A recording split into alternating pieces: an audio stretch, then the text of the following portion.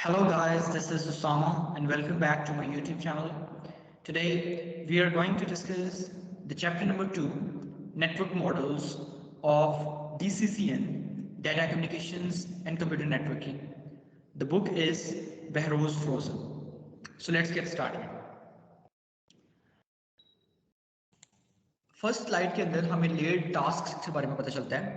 अब लेयर्स का जो कंसेप्ट है ना, वो हम अपनी रोजमर्रा की जिंदगी में भी देख सकते हैं।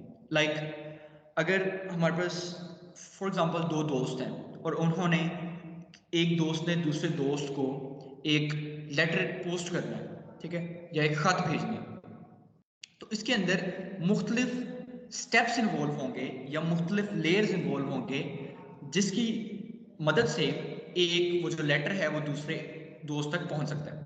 अब एक दोस्त जो होगा वो लेटर लिखेगा, एनवेलप में बंद करेगा, वो पोस्ट बॉक्स में डालेगा, पोस्टमैन आएगा, पोस्टमैन पोस्ट बॉक्स से लेटर उठाएगा, उसके बाद वो पोस्ट ऑफिस लेके जाएगा और फिर वो अपनी डेस्टिनेशन तक जाएगा और इस तरह जाते जाते वो जो लेटर है वो दूसरे फ्रेंड तक पोस्ट हो जाएगा। तो ये इसमें लेयर्स आई हैं, मुख्तलिफ लेयर्स आई हैं, तो काम जो है वो मुकम्मल हुआ है। तो इस प्रोसेस को हम कह सकते हैं कि इसमें लेयर्स इन्वॉल्व हुई हैं। अब लेयर टास्क को हम मजीद आगे भी डिस्कस करेंगे और टॉपिक्स इस सेक्शन में हमने कवर करने हैं। एक होगा सेंडर जो सेंड करेगा data, the second one is the receiver जो रिसीव करेगा, कैरियर कैरियर वो लिंक होगा या वो मीडियम होगा जिसके जरिए ये पहुंचेगा, और हायरार्की को भी हम डिस्कस करेंगे।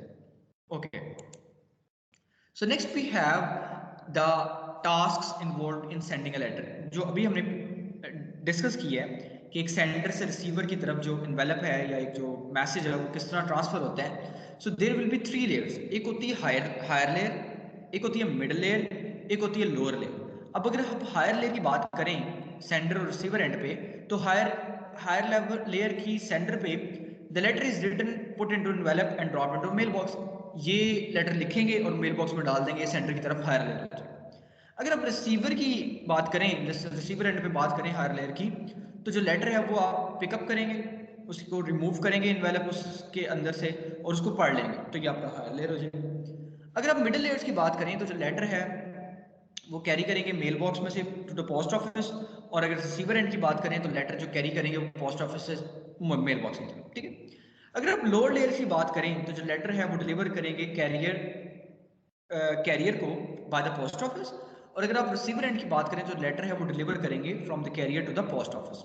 सो that is the major difference between layers, higher layer, middle layer and lower layer. और ये जो एक सेंडर से रिसीवर की डेस्टिनेशन तक पहुंच रहे हैं, इसके अंदर कोई मीडियम लिंक होगा जिसके जरिए वो जाएगा। I hope you understand it. Okay, so the next is OSI model. अब ये जो स्टैब्लिश हुआ था ये 1947 के अंदर स्टैब्लिश हुआ था, ठीक है। Just you can say the day of the Pakistan, the year of the Pakistan independence. और इस ISO को इंटरनेशनल स्टैंडर्ड्स ऑफ ऑर्गेनाइजेशन भी कहा जाता है, ठीक है। ये एक मल्टीनेशनल बॉडी है। मिसाल के तौर पर ये नेशनल नहीं है, कोई मुल्क की नहीं है, बल्कि एक ऑल ओवर द कंट्रीज, इसका जो होल्ड है ऑल ओवर द कंट्रीज है। मल्टीनेशनल एक ऑर्गेनाइजेशन है जो सिर्फ डेडिकेटेड होती है, जिसका काम सिर्फ ये है कि वो नेशनल इंटरनेशनल स्टैंडर्ड्स रखे, मतलब हर चीज का एक स्टैंडर्ड फिट कर दे कि ये इसका स्टैंडर्ड होगा, इससे नीचे इसका ये मानी नहीं जाएगी, ठीक है। तो ये एक आपके पास इंटरनेशनल स्टैंडर्ड ऑर्गेनाइजेशन हो। अब ISO ने एक अपना एक कम्युनिकेशन नेटवर्क का एक स्टैंडर्ड निकाला, जिसको एक मॉडल निकाला जिसको आप OSI कहते हैं। OSI stand for open systems of interconnection, और ये इंट्रोड्यूस किया लेट 1970s में। 1970s के इख्तिताम में इन्होंने अपना OSI मॉडल दिया, जिसके अंदर कुछ उन्होंने अपने स्टैंडर्ड सेट किए कि ये स्टैंडर्ड्स होंगे तो नेटवर्क कम्युनिकेशन होगी। अब इस सेक्शन के अंदर जो हम बात करेंगे वो लेयर्ड आर्किटेक्चर की बात करेंगे, पीयर टू पीयर प्रोसेस की बात करेंगे और एनकैप्सुलेशन की भी हम बात करेंगे। Okay, so as you told you earlier कि ISO एक ऑर्गेनाइजेशन है, बट OSI एक मॉडल है जो ISO ने ऑर्गेनाइजेशन ने अपना मॉडल दिया है। So that is the major difference between ISO and OSI। इसको आप देख लीजिएगा। Okay, so next we have the 7 layers of OSI model. These layers are very important, जिसके अंदर जो डाटा है वो सेंडर से रिसीवर एंड तक पहुंचता है, उसमें ये लेयर्स जो हैं वो अकॉम्प्लिश होती हैं, वो यूटिलाइज होती हैं। इनका सीक्वेंस भी बहुत इंपॉर्टेंट है और ये मैटर करता है sequence wise. From bottom to top, we have the first is physical, second is the data link, third is the network, fourth is the transport, fifth is the session, sixth is the presentation, and the last is the application. आप इसको अपने convenience के लिए किसी भी तरीके से याद कर सकते हैं, फ्रॉम 7 to 1 और 1 to 7 इसका फर्स्ट लेटर को इस्तेमाल करते हो। Okay, so next we have the interaction between the layers in OSI model. अब इसके अंदर जैसे मैंने आपको बात की थी कि 7 लेयर्स होंगी एंड डिवाइसेस के अंदर। अब ये जो डिवाइस A है और डिवाइस B है, ये आपके पास दो डिवाइसेस हैं, ठीक है। अब ये दो डिवाइसेस हैं और इन दो डिवाइसेस के अंदर आपके पास 7 लेयर्स हैं, जैसे आपको नजर भी आ रहा है डिफरेंट कलर्स के। अब ये जो एक डिवाइस A है, आप कह लेंगे ये एक सेंडर है, और जो डिवाइस B है that is a receiver, and they are connected with 2 intermediate nodes. आप राउटर्स की भी एग्जांपल ले सकते हैं यहाँ। अब ये बात भी इंपॉर्टेंट है कि जो इंटरमीडिएट नोड्स हैं, जो राउटर हैं, इनके आपकी 3 लेयर्स होंगी, नेटवर्क, डाटा लिंक और physical. On the other hand जो एंड डिवाइसेस होती हैं उनकी आपके पास 7 लेयर्स होती हैं, और ये पीयर टू पीयर प्रोटोकॉल के साथ आपस में अटैच्ड हैं और फिजिकल कम्युनिकेशन कर रहे हैं। Okay, so next we have the exchange using the OSI model. अब इसमें क्या हो रहा है कि इसमें जो आपका डाटा है वो सेंडर से रिसीवर एंड तक पहुंच रहा है। अब जो D है वो रिप्रेजेंट कर रहा है डाटा को, और जो आपके पास H है वो आपको रिप्रेजेंट कर रहा है हेडर को।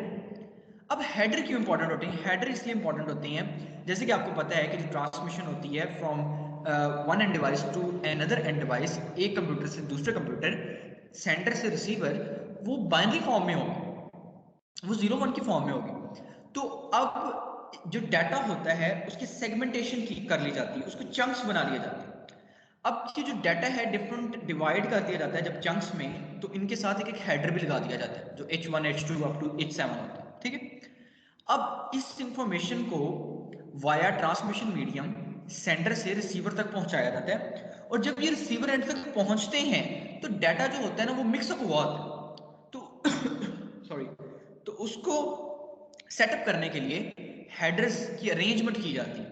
Header 1, header 2, header 3 up to header 7 arrange किया जाता है, और उस डाटा को दोबारा रीजनरेट करके रिसीवर को वो यूजफुल इंफॉर्मेशन प्रोवाइड की जाती है। So that is the main purpose of header and data. Okay, I hope you understand. Next we have the layers OSI model as we discussed earlier. हमारे पास physical है, data link layer है, network layer है, transport layer है, session layer है, presentation layer है और application layer. For your convenience मैंने hand written notes के अंदर भी ये बता दिया है कि किस तरह ये डिफरेंट लेयर्स जो हैं उनका क्या क्या पर्पस है।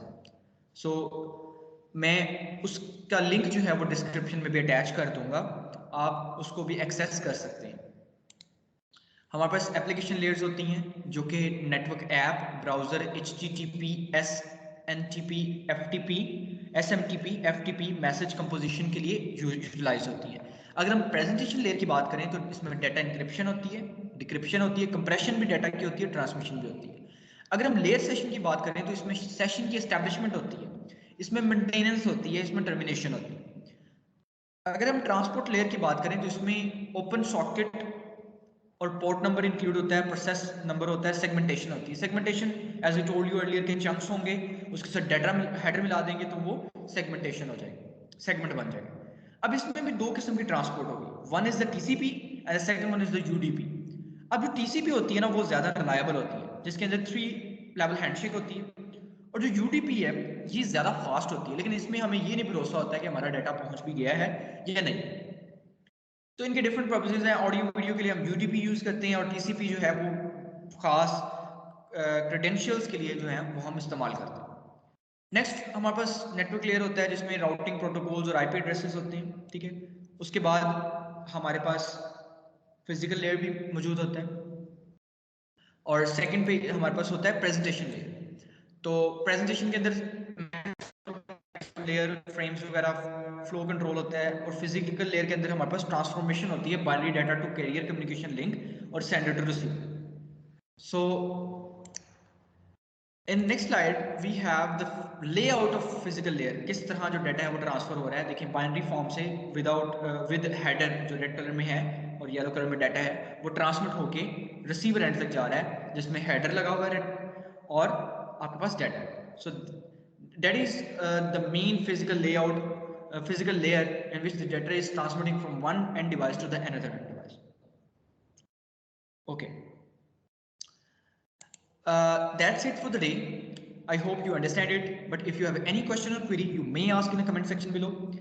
And don't forget to like, comment, and subscribe my channel. I have posted my lecture notes in the description below. Have a great day. Thank you.